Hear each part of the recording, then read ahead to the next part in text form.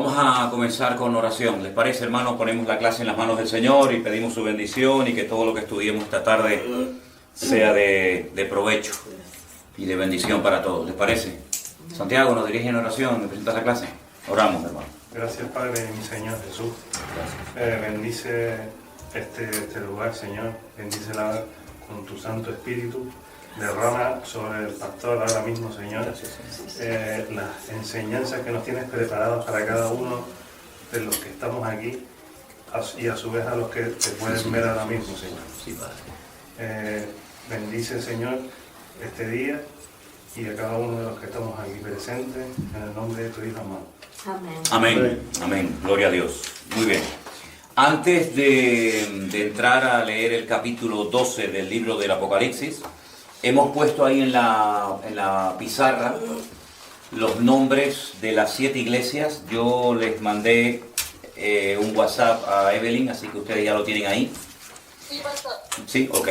El nombre de las 7 iglesias sería bueno que se los aprendieran por orden, ¿no?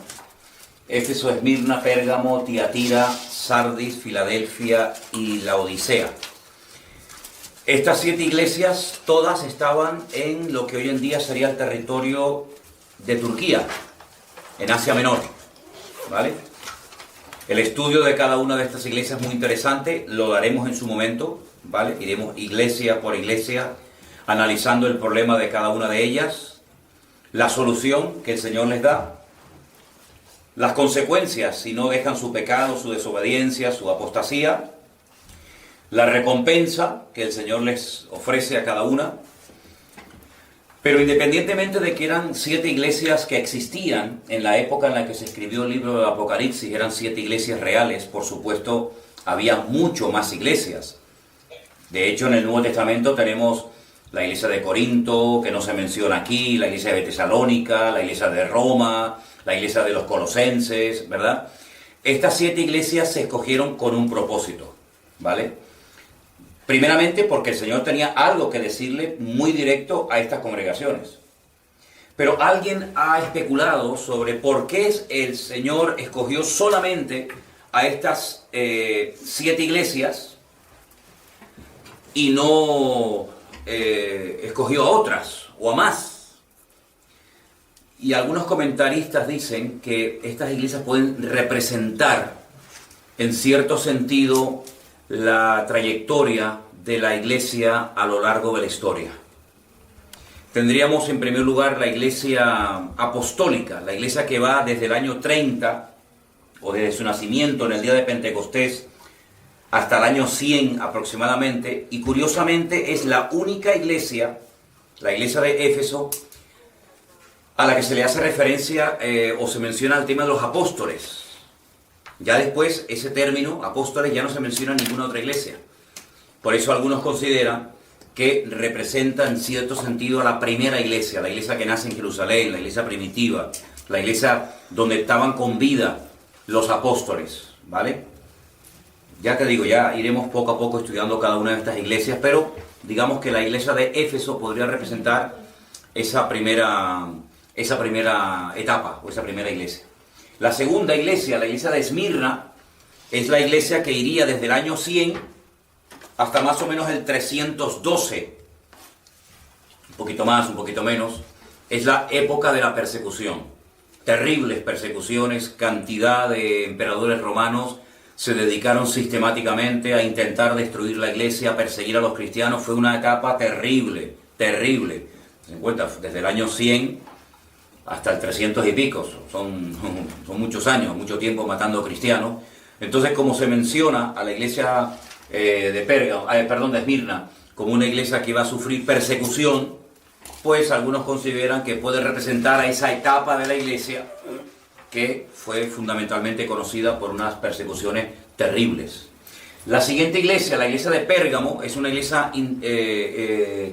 indulgente, una iglesia tolerante, una iglesia que comienza a corromperse internamente, comienza a darle lugar a doctrinas y a ideas muy extrañas, y por eso la iglesia, digamos, de Pérgamo, que va desde el 312 hasta aproximadamente el 606 después de Cristo, ahí comienza el declive de la Iglesia. Ahí comienza la Iglesia a casarse con el Estado. De hecho, un emperador romano llamado Constantino hace que el cristianismo sea la religión oficial del Estado. Ahí comienzan la compra de cargos, ahí comienza, digamos, a meterse los ritos y las ceremonias de antiguos cultos dentro del seno de la Iglesia, y la Iglesia ya a estas alturas no es ni la sombra de lo que era en un principio cuando nació. La Iglesia de Tiatira, la etapa de la Iglesia totalmente paganizada, la Iglesia que se ha metido en el mundo totalmente, ya no hay prácticamente ninguna diferencia. Siempre ha habido un remanente, ¿vale? Siempre ha habido cristianos que se han mantenido firmes al Señor, como en la época del profeta Elías, cuando el profeta Elías le dice al Señor: Señor, me siento solo, estoy solo, no me apoya nadie. Y el Señor le dice: hay 7.000 que no han doblado sus rodillas, ¿no?, ante Baal. Siempre ha habido un remanente fiel, gente que se ha mantenido fieles al Señor, a la palabra, a la verdad. Pero fundamentalmente la característica en esta etapa, y está representada por la Iglesia de Tiatira, es la Iglesia metida en el paganismo total y absoluto. Les voy a dar en las próximas clases todas las cosas que comenzaron a introducirse en la Iglesia, en los diferentes concilios, las costumbres que hasta el día de hoy sigue manteniendo y enseñando la Iglesia católica, cosas tremendas, ¿no? Y claro, ya la Iglesia entra en una etapa de una Iglesia prácticamente muerta. La Iglesia de Sardis, que le dice el Señor: tienes nombre de que vives, pero estás muerta, ¿vale? Es una etapa tenebrosa, toda la etapa de la Edad Media, ¿vale?, que va casi por 1000 años, una etapa oscura, una etapa de paganismo, de frialdad espiritual, de falsas doctrinas, terrible, terrible. Gracias al Señor hay un rebrote de la Iglesia con los famosos avivamientos, y que en cierto sentido la Iglesia de Filadelfia puede representar esa etapa de restauración, de volver al origen de la palabra, de volver a la fuente, de apartarse del paganismo, apartarse de las falsas doctrinas, apartarse del culto a Roma, etcétera, etcétera. Y la Iglesia de Filadelfia, la Iglesia del amor fraternal, eso significa la palabra Filadelfia, es una iglesia que vuelve otra vez a su principio, ¿no?, al despertamiento, a la espiritualidad, a la búsqueda sincera y genuina de Dios y de su palabra.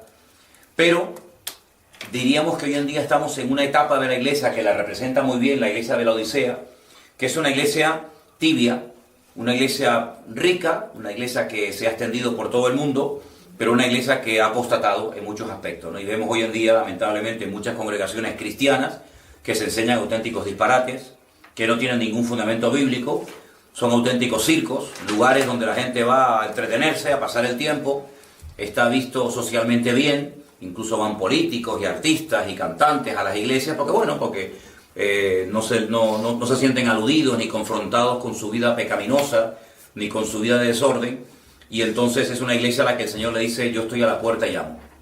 Si alguno oye mi voz y abre la puerta, entraré a él, cenaré con él y él conmigo. Entonces digamos que las iglesias del Apocalipsis, desde la primera Éfeso hasta la última la Odisea, son iglesias reales que existían en aquel tiempo, iglesias locales, que estaban en la zona de Asia Menor, ¿vale? Digamos que de Éfeso salieron estas hijas. Éfeso sería la iglesia principal, la iglesia madre, fundada por el apóstol Pablo en Hechos capítulo 19, pueden ver el origen de la iglesia, ¿vale?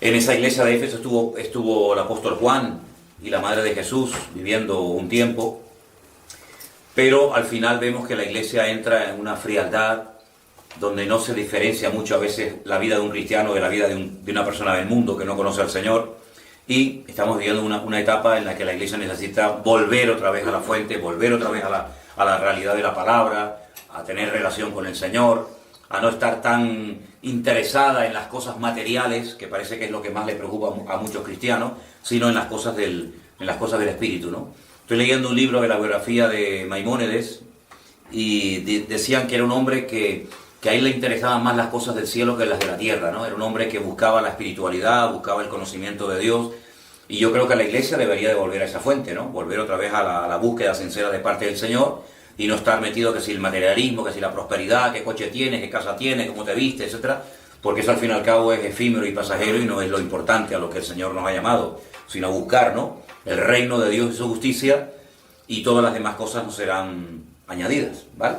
Entonces, esto es más que nada para que ustedes hagan una idea un poquito de lo que puede representar cada una de estas 7 iglesias del libro de Apocalipsis, que ya digo, las estudiaremos en su momento, una por una, Pero ahora quiero llevarles a un capítulo extraordinario, un capítulo un tanto extraño, porque parece como que no pega, ¿no? Dice, bueno, y este capítulo aquí, ¿qué nos puede enseñar? Capítulo 12 del libro del Apocalipsis. Vamos a leerlo entero. Yo voy a leer un versículo y uno cualquiera de ustedes lee el siguiente versículo, si les parece, ¿vale? Apocalipsis capítulo 12, titulado La mujer y el dragón. No sé cuánto lo leyeron en casa. Sí, amén. Bueno, pero vamos a leerlo aquí también en la clase.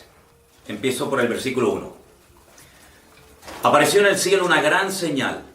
Eso ya es importante. Una gran señal. Una mujer vestida del sol, con la luna debajo de sus pies y sobre su cabeza una corona de 12 estrellas. Versículo 2. Y estando encinta, clavó con dolores de parto en la angustia del alumbramiento. Vemos que es una mujer que está embarazada y que está a punto de dar a luz. Apareció también otra señal en el cielo. He aquí un gran dragón escarlata que tenía 7 cabezas y 10 cuernos, y en sus cabezas 7 diademas. Y su cola arrastraba la tercera parte de las estrellas del cielo, y las arrojó sobre la tierra. Y el dragón se paró frente a la mujer que estaba para dar a luz, a fin de devorar a su hijo tan pronto como naciese. Ok, entonces estamos viendo por una parte la mujer, por otra parte el dragón, con sus características, y un niño que está a punto de nacer, cuyo objetivo es destruirlo, acabar con él. Estamos en el versículo 5. Y ella dio a luz a un hijo varón, esto es muy importante, que regirá con vara de hierro a todas las naciones. Y su hijo fue arrebatado para Dios y para su trono. Y la mujer huyó al desierto, donde tiene lugar preparado por Dios, para que allí la sustenten por 1270 días. 60. Ay, 1260 días. 60. Esta expresión ya la conocemos porque hemos dicho que representa una parte de la tribulación, que también se puede llamar tiempos y la mitad de un tiempo, o 42 meses o 3 años y medio, ¿vale? Después hubo una gran batalla en el cielo. Miguel y sus ángeles luchaban contra el dragón, y luchaban el dragón y sus ángeles, que también los tenía, ¿no? El 8. Pero no prevalecieron, ni se halló ya lugar para ellos en el cielo. Y fue lanzado fuera el gran dragón, la serpiente antigua, que se llama Diablo y Satanás, el cual engaña al mundo entero. Fue arrojado a la tierra y sus ángeles fueron arrojados con él. Entonces oí una gran voz en el cielo que decía: ahora ha venido la salvación, el poder y el reino de nuestro Dios y la autoridad de Jesucristo, porque ha sido expulsado el acusador de nuestros hermanos, el que acusaba delante de nuestro Dios día y noche. Versículo 11. Ellos le han vencido por medio de la sangre del Cordero y de la palabra del testimonio de ellos, y menospreciaron sus vidas hasta la muerte. Por lo cual, alegraos, cielos y lo que moráis en ellos. Ay de los moradores de la tierra y del mar, porque el diablo ha descendido a vosotros con gran ira, sabiendo que tiene poco tiempo. Y cuando vio el dragón que había sido arrojado a la tierra, persiguió a la mujer que había dado a luz al hijo varón.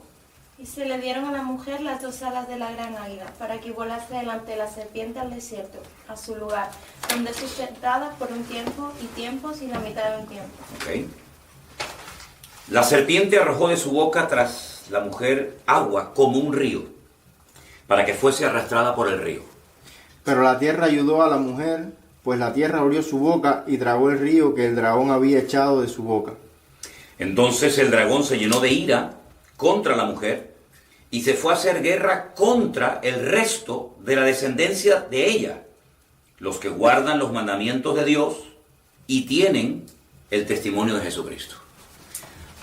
Uno se pregunta, en primer lugar, ¿qué es lo que el Señor nos quiere enseñar con este capítulo, ¿no? Porque uno dice, bueno, ¿esto qué es literal? ¿Esto es simbólico? Lo que está bien claro es que está cargado de muchísimos detalles que nos dan mucha información acerca de quién puede ser esta mujer, quién puede ser este hijo, y en cuanto al dragón está clarísimo, porque el versículo 9 lo define como la serpiente antigua, que se llama Diablo y Satanás. Por lo tanto, ahí no hay género de dudas, no hay que decir, bueno, ¿y el dragón a quién puede representar? La misma palabra te lo dice, al diablo, a la serpiente antigua, a Satanás, que además dice que engaña al mundo entero y que fue arrojado a la tierra y sus ángeles también fueron arrojados con él. Tendríamos que remontarnos a antes de Génesis capítulo 1, donde evidentemente Dios también estuvo haciendo cosas y creando cosas, pero que no se describen en los primeros capítulos de la Biblia, ni siquiera en el libro del Génesis, sino en otros libros, como puede ser el libro de Isaías y también, como no, el libro de Ezequiel, ¿vale? La Biblia nos enseña que el que hoy en día conocemos con el nombre de Satanás, Dios no lo creó como Satanás, como ese enemigo de Dios, malo, perverso, terrible, padre de mentira, etc., sino que la Biblia lo llama querubín. Era una especie de arcángel espectacular que Dios creó. Después, si quieren, podemos leer un poquito la descripción del día que fue creado, donde dice la Biblia que era el querubín protector, acabado en hermosura, el sello de la perfección, lleno de sabiduría, y describe cómo Dios lo vistió, etcétera, etcétera. Pero ese ángel o arcángel se rebela contra Dios, quiere desplazar a Dios de su trono, imponer su dominio, una especie como de golpe de estado. Dios lo arroja de su presencia y lo lanza a la tierra, ¿vale? Junto con muchos ángeles que los conocemos como demonios, ¿de acuerdo? Entonces vemos en este capítulo algo muy importante, y es la realidad del mundo espiritual.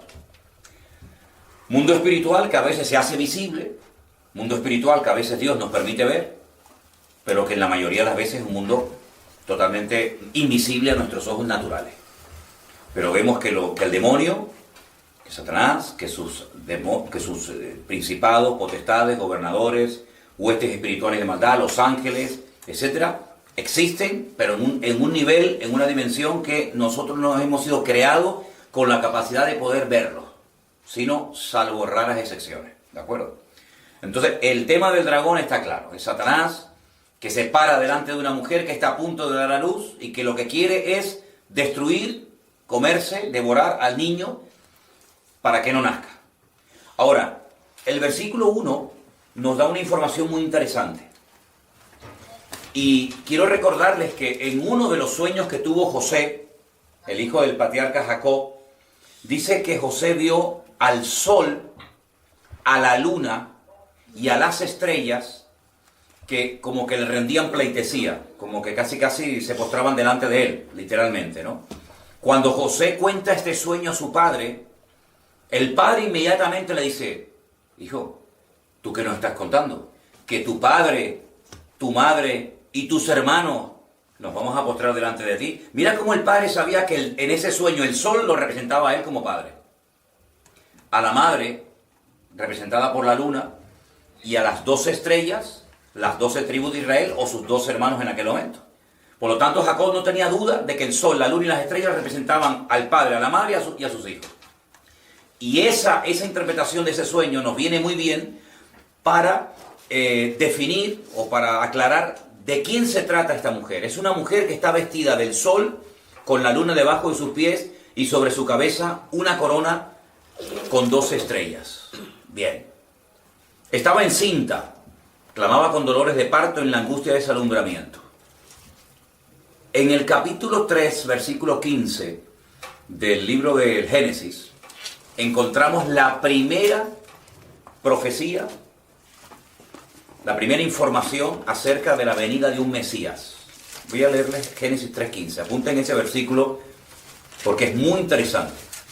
Una vez que el hombre peca, Dios comienza a hablar con la mujer, a hablar con la serpiente, a hablar con el hombre, y comienza a dictar sentencia diciéndoles lo que van a sufrir, lo que van a experimentar a partir de ese día de la caída, de la desobediencia. Y dice aquí: el Señor le dijo a la serpiente: por cuanto esto hiciste, serás maldita entre todas las bestias y entre todos los animales del campo, sobre tus pechos andarás y polvo comerás todos los días de tu vida. Y dice: pondré enemistad entre ti y la mujer, entre tu simiente y la simiente suya. Esta te herirá en la cabeza y tú le herirás en el calcañar. Esa es la primera información que Satanás oye acerca de la venida de un hijo, de alguien que le va a herir en la cabeza a él, pero que a su vez él va a poder herir a ese que va a venir en el calcañar, es decir, en el tobillo, en la parte del pie.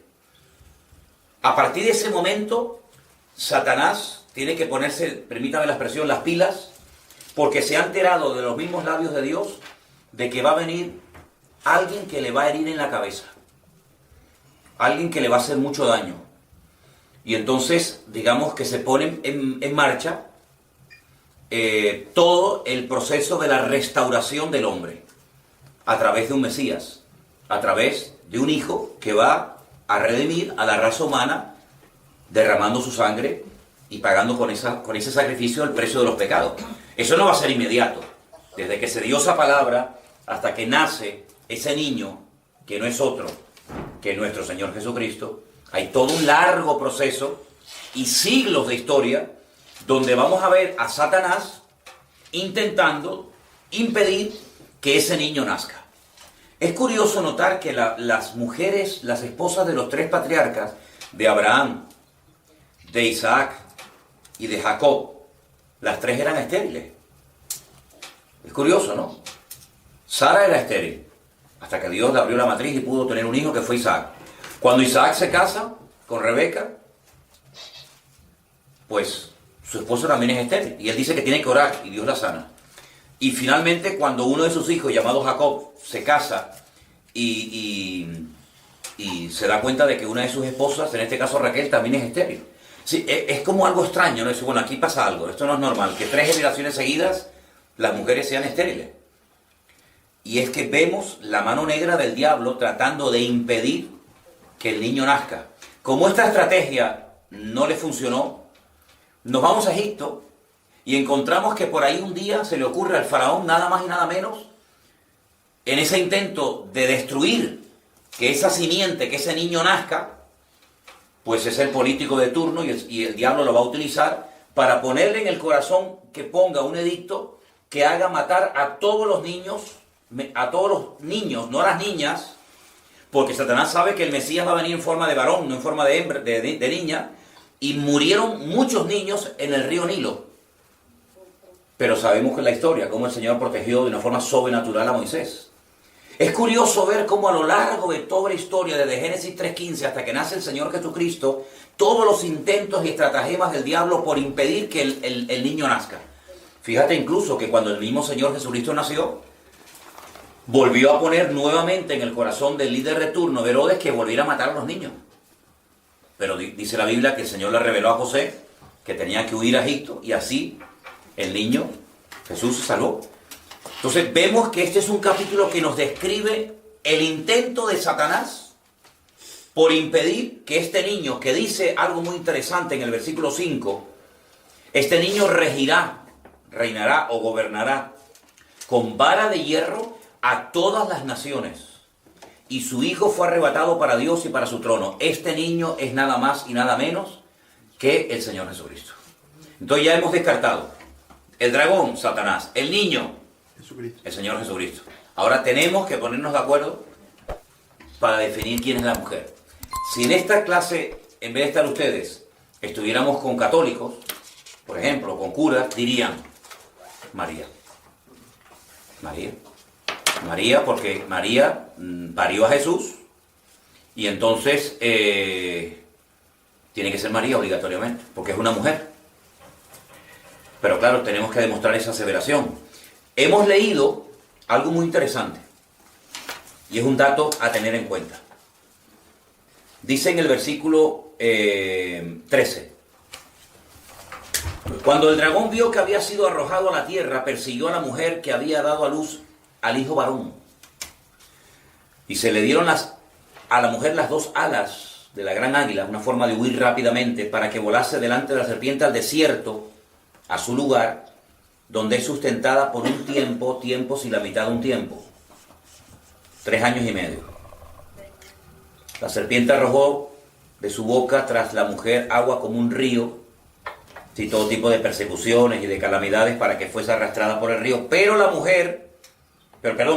tierra ayudó a la mujer, pues la tierra abrió su boca y tragó el río que el dragón había echado de su boca. Entonces, viendo que el Satanás, que no ha podido destruir a la mujer ni al niño, se fue a hacer guerra contra el resto de la descendencia de ella. Y aquí automáticamente queda descartada María. Porque cuando Jesús nació, María no tenía hijos antes del Señor Jesucristo. El primer hijo que tuvo María fue el Señor Jesucristo. Los católicos dicen que María no tuvo más hijos. Rotundamente falso. Eso es totalmente falso. Eso es como para querer darle, no sé, más importancia de la que la Biblia le da. Dicen que no, que ella no tuvo más hijos, que ella fue virgen toda su vida, etcétera, etcétera. Pero eso no es lo que dice la Biblia. Eso es falso, eso es rotundamente falso. Eso es una herejía. María tuvo más hijos. Ahora, lo que dice es que cuando no pudo matar con el niño, fue a hacer guerra contra el resto de la descendencia de ella. Y ese resto de la descendencia de ella tiene una característica, y dice que guardaban los mandamientos de Dios y tienen el testimonio de Jesucristo. Ahí algunos ven al pueblo de Israel y algunos ven a la iglesia. A los que han aceptado a Cristo y que en ese momento ya creían en el Señor. Bueno, ahí hay diferentes opiniones. Pero lo que sí quiero que tengamos bien claro es que la mujer no es ni la iglesia, como algunos han dicho, porque la iglesia no pare a Cristo. Por ahí había un pastor, o hay un pastor en la península, y dice, no, esta mujer representa la religión, representa a la iglesia muerta, la iglesia religiosa. Rotundamente falso. Rotundamente falso, porque una iglesia muerta, una iglesia religiosa, no ha parido a Cristo. Además, la iglesia no parió a Cristo, al contrario, Cristo fue el fundador, dice, yo edificaré mi iglesia. La iglesia no ha parido a Cristo. Si no es la iglesia, y no puede ser María, por el versículo que acabamos de leer, entonces sí o sí, esta mujer se trata del pueblo de Israel. El pueblo de Israel que recibe la promesa, vamos a decir que queda embarazada de esa promesa maravillosa de redención de la raza humana a través del Hijo que va a parir, que es nada más y nada menos que el Señor Jesucristo. Y no nos olvidemos que el Señor Jesucristo a la mujer samaritana en Juan capítulo 4 le dice que la salvación viene de los judíos. Entonces Israel fue el que recibió la bendición de tener una tribu, que era la tribu de Judá, a través de la cual viene el Mesías, y a través del Mesías viene la redención a toda la raza humana. Entonces la mujer es Israel, el Hijo es el Señor Jesucristo, el dragón es Satanás. ¿Vale? Es un capítulo que está en medio de dos capítulos muy interesantes, como el 11 de los dos testigos y el 13 de las dos bestias, para mostrarnos los conflictos por los cuales tuvo que pasar el pueblo de Israel para que pudiera llegar a nacer el Señor Jesucristo, lo cual no fue nada fácil. ¿De acuerdo? Ahora bien, aquí dice que el niño regirá las naciones con vara de hierro. Quiero llevarles a Lucas, y quiero que apunten estos versículos, los hermanos que nos están escuchando y viendo. En el Evangelio según San Lucas, la madre de Jesús recibe una visita muy interesante, que es la del arcángel Gabriel. El arcángel Gabriel, que ya había aparecido en el libro de Daniel en el Antiguo Testamento, se le aparece a María, y concretamente en el capítulo 1 de Lucas, el ángel Gabriel, versículo 26, al sexto mes, fue enviado por Dios a una ciudad de Galilea llamada Nazaret. Fíjense los datos que nos da solamente un versículo. A los 6 meses de estar embarazada, Gabriel es enviado por Dios a una ciudad de Galilea, hay muchas, pero concretamente a Nazaret. No a cualquier persona, sino a una virgen, a una joven desposada con un varón que se llama José. Es decir, es imposible que el ángel Gabriel tocara en la puerta de otra persona, porque con todos los datos que le estás dando. Y el nombre de la virgen, o el nombre de la joven era María, Miriam. Entrando el ángel en donde ella estaba, le dijo, bueno, esto está traducido del griego, le dice salve, esto era el saludo de los romanos, ¿no?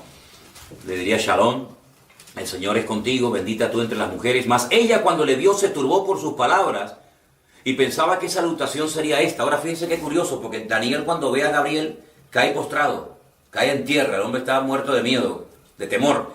Sin embargo, esta mujer lo que más le preocupa es la forma como le ha saludado el ángel, ¿no? No cae al suelo, no se asusta, sino que ella dice, uy, ¿por qué me saluda así? ¿Por qué me dice, el Señor está contigo, bendita seas tú entre todas las mujeres? Ahora fíjense lo que le dice el ángel Gabriel. Le da un paquete, digamos, profético que contiene 7 profecías. Vamos a contarlas. La primera: ahora concebirás en tu vientre y darás a luz un hijo. ¿Cumplida o no? Sí. Totalmente. Quedó embarazada y dio a luz a un hijo. Perfecto. Tal como dice Apocalipsis 12. Segunda: llamará su nombre Jesús. Sí. Totalmente cumplido. Ese fue el nombre que le pusieron sus padres. Tercera: este será grande. Sí. Más grande que Cristo no hubo nadie, ¿no? Cuarta: será llamado Hijo del Altísimo. Sí. También fue llamado en alguna ocasión Hijo del Altísimo. Tomen nota de esta. El Señor Dios le dará el trono de David su padre. No. Quizá no. Jesús no tuvo un trono. Jesús cuando estuvo en este mundo no vino como rey, vino como siervo sufriente, según la profecía de Isaías capítulo 53. Él no tuvo un trono, pero se le promete un trono. El trono de David su padre. El Señor le había hecho una promesa a David que nunca faltaría un hijo varón que se sentara en su trono. ¿Se acuerdan la pregunta que los discípulos le hacen en el momento antes de la ascensión de Cristo? ¿Restaurarás el reino a Israel antes de que tú vengas? En este tiempo.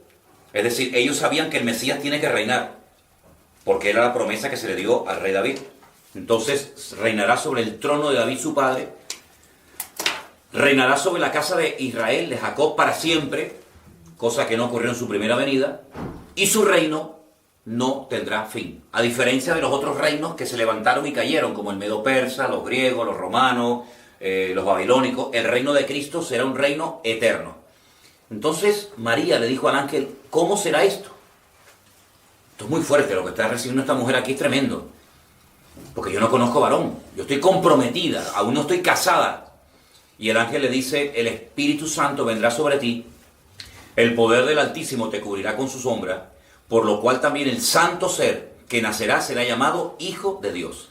Fíjate que aquí se le llama Hijo de Dios, y en el versículo 32 se le llama David su padre, porque por parte física, digamos, David era su padre en el sentido de que era un antepasado de él. Él es descendiente de la casa de David, por lo tanto de la tribu de Judá, pero al mismo tiempo es el Hijo de Dios.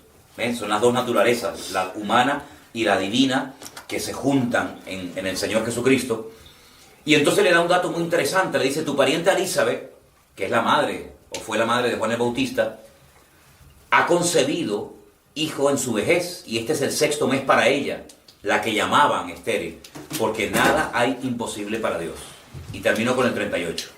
Entonces María dijo, he aquí la sierva del Señor, hágase conmigo conforme a tu palabra. Es decir, de las profecías que recibe aquí esta mujer, hay algunas que se han cumplido en su primera venida y otras que están por cumplirse en su segunda venida. Cuando hablemos del milenio, vamos a ver cómo Cristo reinará en la era milenaria y se cumplirán las profecías que no se han cumplido en su primera venida, que encontramos aquí en Lucas capítulo 1. ¿De acuerdo? Entonces, para volver otra vez al capítulo 12 de Apocalipsis, vemos que parte del capítulo se ha cumplido y parte del capítulo no se ha cumplido. Ahora, hay una parte muy interesante, porque dice que la mujer, si la mujer es Israel, y está claro que es Israel, dice que la mujer huye al desierto por tiempos y la mitad de un tiempo, dice, para huir de las persecuciones, para huir del diablo, del dragón. Si Israel no solamente ha sido perseguida en el pasado antes de que naciera el Mesías, sino que en los últimos tiempos volverá a ser perseguida, pero en esta ocasión dice que huye al desierto. Y allí es sustentada por 3 años y medio. Sí, hay una parte de la tribulación donde Israel huye al desierto y allí dice que es sustentada. Y allí ocurre algo muy interesante, porque dice que allí comienza a ser sustentada, a ser cuidada durante 3 años y medio, y allí brotan aguas. Y probablemente esté haciendo referencia al desierto del Negev, donde de vez en cuando, milagrosamente, sin que todavía nadie se lo explique, el desierto se abre y comienzan a salir borbotones de agua y se convierten en ríos tremendamente caudalosos, en medio del desierto. Entonces parece como que Israel durante una etapa de la tribulación, tiempos y la mitad de un tiempo, que es lo mismo que decir 3 años y medio, huye a una parte del desierto donde milagrosamente es protegida de la ira del dragón. Entonces estos son datos a tener en cuenta, porque no cabe la menor duda de que hay una parte que se ha cumplido, pero hay una parte que todavía queda por cumplir. ¿Sí? Israel ha sido perseguido siempre, antes, durante y después, hasta que por fin venga el Señor y reine sobre la casa de Israel para siempre, y su reino nunca más volverá a tener fin.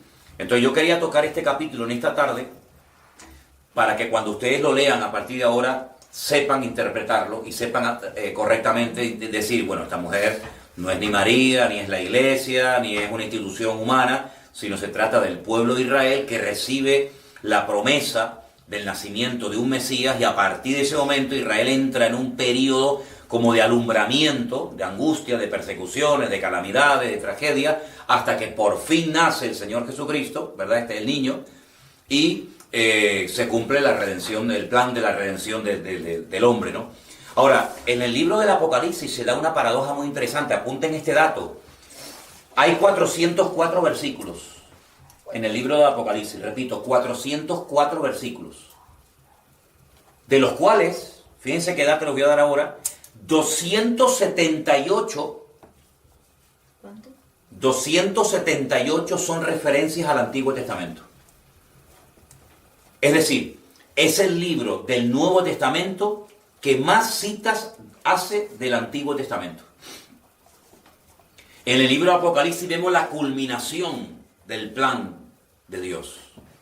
El plan de Dios ha sido progresivo, la revelación profética de Dios ha sido progresiva, no ha sido ¡pum!, de golpe, ¿verdad?, instantánea, sino que a lo largo de la historia, de los tiempos, Dios ha ido revelando muchos detalles a través de sus siervos, los profetas, de Miqueas, dio algunos detalles de Isaías, de Jeremías, etc.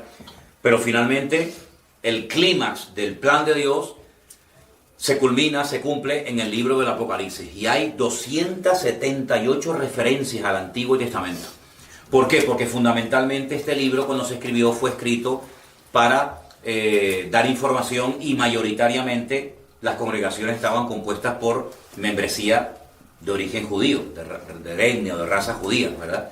Por supuesto, después el cristianismo se ampliaría a todas las naciones, ¿verdad?, como hasta el día de hoy, pero la mayoría de los que se convertían en los primeros tiempos, la mayoría eran judíos, hasta que después ya Pablo comienza su ministerio itinerante y comienzan a convertirse un montón de personas de otras naciones de origen pagano que se comienzan a injertar en la vida de la iglesia. Vamos a encontrar expresiones como judíos, gentiles, inconversos, ¿verdad?, en la Biblia, y hay que saber definir estos grupos de quién se trata, ¿vale? Dios tiene un solo pueblo que está formado por todas las naciones, tribus y lenguas de todas partes del mundo. Evidentemente Dios no te va a pedir el pasaporte cuando llegues al cielo, el ser judío, pues si tú no aceptas a Cristo, dice, todos pereceréis igualmente, ¿sí? Es decir, el judío también necesita aceptar y reconocer a Cristo, al Mesías, porque es el camino, es la verdad y es la vida, y nadie va al Padre sino solamente a través de Cristo, ¿vale? Es el medio de salvación, no hay otro mediador, no hay otro intercesor entre Dios y los hombres más que Jesucristo, no hay otro nombre bajo el cielo dado a los hombres a través de que se pueda ser uno salvado más que a través de Cristo, ¿verdad? Pero no cabe la menor duda de que cuando uno viene a Cristo viene con su identidad nacional, es uno es dominicano, otro es cubano, el otro es argentino, el otro es judío. Entonces dice Pablo, ¿y qué ventaja entonces tiene el judío sobre el griego? Cuando se habla del griego se refiere a todo al mundo gentil. No va a decir, bueno, el judío, el español, el árabe, no, sino dice judíos y griegos. Y ahí en el concepto griego entran todos los gentiles, digamos, ¿no? Dice, ¿qué ventaja tiene? Dice, pues tiene muchas. El judío tiene muchas ventajas, primero porque la mayoría de ellos han sido criados de su más tierna infancia en la palabra. Y la mayoría de la gente que no han sido criados en la palabra, pues han sido criados, sabe Dios, en el ateísmo, en el materialismo, o sabe Dios qué cosa rara. El judío fue el portador de la palabra. El judío estudia la Biblia como una asignatura más en la escuela. ¿Por qué? Porque la historia del pueblo de Israel está ligada sí o sí, creas o no, a la historia de la Biblia. Dice, bueno, ¿ustedes de dónde vienen? Bueno, nuestro padre Abraham se casó con Sara, tuvo Isaac tuvo a Jacob tuvo las 12 tribus de Israel. Entonces la historia bíblica es la historia del pueblo de Israel. La historia nuestra, pues si el Cid Campeador, que si Simón Bolívar, que si fulanito, que si menganito, pero la historia del pueblo de Israel está totalmente ligada a la historia de la Biblia.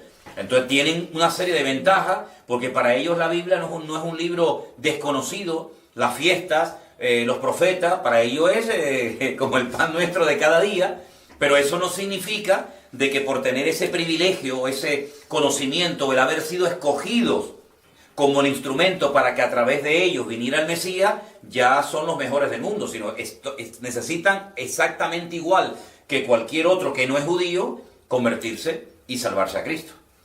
Cuando esta gente, muchos de ellos se conviertan, y muchos ya se están convirtiendo, claro, tienen un conocimiento bíblico que el que empieza, que no ha sido criado en la palabra, no tiene. Claro, tú tienes que aprenderte nombres como Abraham, Moisés, Isaías, Jeremías, y qué es esto y qué es aquello, pero es que él ya lo sabe, porque él ha sido criado. Ellos celebran la fiesta de la Pascua, tal y como dice la Biblia, la fiesta de los tabernáculos, la fiesta del Yom Kippur, la fiesta de, en fin, tantas celebraciones que son de origen bíblico, que el que no ha sido criado en esa cultura, pues las ignora y tienes que empezar de 0. Pero sin embargo, y encima con la ventaja de que pueden leer la Biblia en su idioma original, que eso es otra ventaja más añadida, ¿no? Entonces, el libro del Apocalipsis, como dije al principio de las clases, es un libro que se escribió para aclarar, no para confundir. Es un libro que se escribió para que el creyente tuviera una esperanza y supiera en todo momento dónde se encuentra y qué señales tiene que ver. Una de las personas que escribía nos decía, ¿y en qué momento nos encontramos? ¿En qué sello? ¿En qué trompeta? Bueno, no es cuestión de saber en qué sello o en qué trompeta nos encontramos, sino que yo definiría estos tiempos previos a que todo esto explote como los dolores de parto. La Biblia dice que este es el principio del fin. Ustedes saben que cuando una mujer empieza a tener dolores de parto ya no hay marcha atrás. No lo digo por experiencia, sino desde la más absoluta teoría. Pero cuando empieza una mujer ya a romper aguas y a quejarse y los dolores, sal corriendo porque ya viene, hasta que nace el niño, ¿no? La tierra ha entrado en dolores de parto hace mucho tiempo. Los terremotos se van a incrementar, los virus, las plagas, las epidemias, todos estos principios de dolores, dice la Biblia, hasta que todo esto nos lleve a una etapa de la historia muy fuerte que conocemos como la Gran Tribulación, donde, como hemos dicho en la clase, hay diferentes posturas referentes a si somos arrebatados antes, durante o después. Y bueno, y por ahí, como yo decía a ustedes antes de la clase, han surgido infinidad de teólogos que se han puesto en contacto con nosotros y nos dan todo tipo de argumentos, ¿no? Porque yo creo esto y yo creo aquello y tal. Nosotros respetamos, pedimos el mismo respeto para los que a lo mejor tenemos una opinión diferente, pero lo que está bien claro es que los últimos tiempos no van a ser tiempos fáciles para nadie. Quiero darles un dato de algo que ocurrió, si no fue ayer, esta semana. En una iglesia en el país de Burkina Faso, el día 17 de este mes, en una iglesia, dice el anuncio evangélico o protestante, han matado, incluido al pastor, a 24 miembros de la congregación. Y se han llevado a unos cuantos, se han llevado no sé cuántos secuestrados. Es decir, eso para los hermanos o para las personas que dicen que bajo ningún concepto los cristianos no vamos a pasar por ningún tipo de penuria, de persecuciones, de muerte. Bueno, pues estos hermanos nuestros los mataron ayer en pleno culto, incluido, repito, al pastor, a 24, y se han llevado a un montón secuestrado que solamente Dios sabe lo que va a ocurrir con estos hermanos. Estos hermanos que han sido muertos, ahora están en la presencia del Señor y han muerto como mártires por la causa del Evangelio.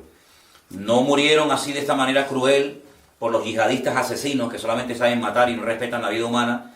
Estos tendrán una recompensa grande delante del Señor porque han muerto por la causa de Cristo, ¿no? Entonces, que no me vengan a mí con el cuento de que la iglesia va a ser arrebatada cuando empiecen persecuciones y matanzas, porque es que ya han empezado. Y el día 15 de marzo, les anuncio a todos los que nos están viendo y escuchando y tomando nota, que el día 15 de marzo se ha puesto con nosotros hoy mismo el Ministerio Internacional Puertas Abiertas y nos van a volver a visitar otra vez a la iglesia.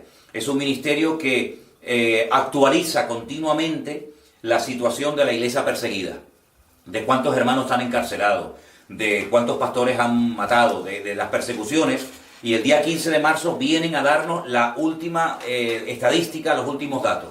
Aquí a Tenerife, a nuestra congregación, tanto a la mañana como a la tarde aquí en Santa Cruz. Entonces, hay hermanos que están muriendo por la causa de Cristo. 4.000, decía el artículo. Ya van 4.000 en lo que va de año, entre el año pasado y este, ya hay 4.000 hermanos que han muerto. Dile a esos hermanos, enséñale a esos hermanos que antes de que los maten y antes de que vengan las persecuciones terribles, la iglesia va a ser arrebatada. No te van a creer, porque están dando su vida y derramando su sangre por la causa de Cristo. Entonces, como me decía recientemente una hermana en Italia, no piensa, hermano, que es más sabio preparar.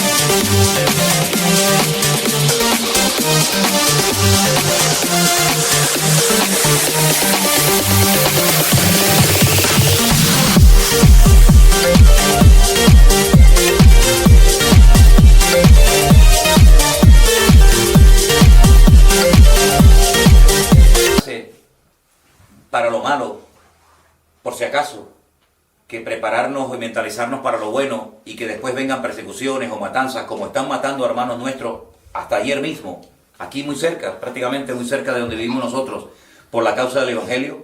Entonces, no nos confundamos. El Señor no prometió que no sufriríamos persecución. Es más, el Señor Jesucristo dijo, todo aquel que quiera vivir piadosamente, de una manera u otra, sufrirá persecución. Eso lo dijo el Señor. Y las persecuciones han caracterizado al cristianismo siempre, de una manera u otra. Hay una persecución contra los cristianos en Europa, pasa que tal vez no es como la de estos hermanos que les acabo de contar de Burkina Faso, pero hay una persecución en los colegios, hay una persecución camuflada, disfrazada de cultura, disfrazada de educación, ¿verdad? Y que está tratando de destruir los principios morales y espirituales que tenemos los cristianos basados en la palabra de Dios, ¿no? Entonces que no nos engañemos y que no nos confundamos creyendo que a nosotros los cristianos no nos va a pasar nada malo. A nosotros nos va a pasar lo que Dios quiera que pase. Sea persecución, sea tortura, sea cárcel, sea cielo directamente, sea una muerte maravillosa, sea una muerte en un accidente. A nosotros nos va a ocurrir lo que Dios quiera que nos ocurra, ni más ni menos. Y si el Señor ha establecido que unos mueran como mártires, y que otros mueran de viejo, y que otros mueran de un infarto, o que otros mueran de repente, bueno, pues gloria a Dios. Pero sea como sea, velemos y oremos para que estas cosas no nos sorprendan. No decía el apóstol Pedro, me viene ahora a la cabeza ese versículo que decía, hermanos, no os sorprendáis, no sé por qué están asombrados, no sé por qué están asustados, del fuego de prueba que os ha sobrevenido, como si alguna cosa extraña os aconteciese. Como diciendo, pero bueno, ¿ustedes qué se creen? Nosotros los cristianos vamos a ser perseguidos siempre. Entonces no se sorprendan. Ay, nos están persiguiendo, ay, nos están matando. Lógico. ¿Y por qué? Porque eres cristiano. Ese es el delito, porque eres cristiano, porque va en contracorriente. Porque el diablo odia a la iglesia. Vemos en este capítulo que intentó destruir a Israel y todo lo que sea Dios lo quiere destruir. Todo lo que es objeto de culto lo quiere destruir. Entonces, estemos orando, reforzándonos en el Señor cada día para que estemos firmes y que venga lo que venga, podamos dar un fiel testimonio de Jesucristo. Amén, hermanos. Muy bien, pues hermanos, que el Señor les bendiga en esta tarde. La próxima semana no vamos a tener clase porque estaremos viajando a Israel, pero la primera clase que vamos a tener la tendremos el primer martes de marzo, día 3, se grabará y después se pondrá a continuación. No se sorprendan si la semana que viene no ven la clase, van a ver esta que hemos hecho hoy, porque ya te digo, estaremos en Israel, ¿de acuerdo? Que el Señor les bendiga, gracias a todos los que han estado con nosotros, y ahora vamos a terminar nosotros aquí orando por nuestros hermanos de Burkina Faso, sobre todo por los que han sido secuestrados, para que el Señor les dé fortaleza y les dé de su gracia y de su amor, para que puedan resistir todo lo que tengan que pasar. Oramos al Señor. Padre Celestial, te damos muchísimas gracias por el estudio de tu palabra, por la fortaleza que nos dan las promesas de la Biblia, por la presencia tuya y de tu Espíritu Santo en nuestros corazones.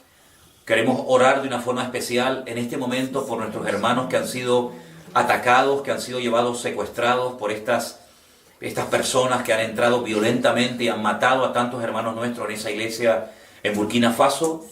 Te pido, Señor, que cuides a nuestros hermanos, que les des una fortaleza sobrenatural, que les ayude, Señor, en momentos de humillaciones o de vejaciones o de cualquier cosa, que pronto sean puestos en libertad. Y que si tú has permitido que sean secuestrados y algunos de ellos que mueran por tu causa, que no nieguen tu fe y que sean fuertes hasta el último momento, fieles hasta la muerte, y tú les darás la corona de vida. Guarda tu iglesia en África, guarda tu iglesia en Europa, guarda tu iglesia en el mundo entero, y que velemos y oremos, Señor, porque los tiempos finales serán tiempos difíciles, tiempos peligrosos, pero tu fortaleza será mayor, y nos agarramos a ti, a tu palabra, sabiendo que tú nunca nos vas a abandonar, sino que tu palabra siempre estará a nuestro lado, y tu consuelo, tu aliento, tu ánimo, siempre estará en nuestros corazones. Pedimos la bendición para esta clase, para los que la van a ver, los que la van a compartir con otras personas que viven lejos. Ayúdanos a estar firmes en la fe, a estar firmes en tu palabra, en tus caminos. En el nombre de tu amado Hijo Jesús. Amén. Y amén. Que el Señor les bendiga, hermanos.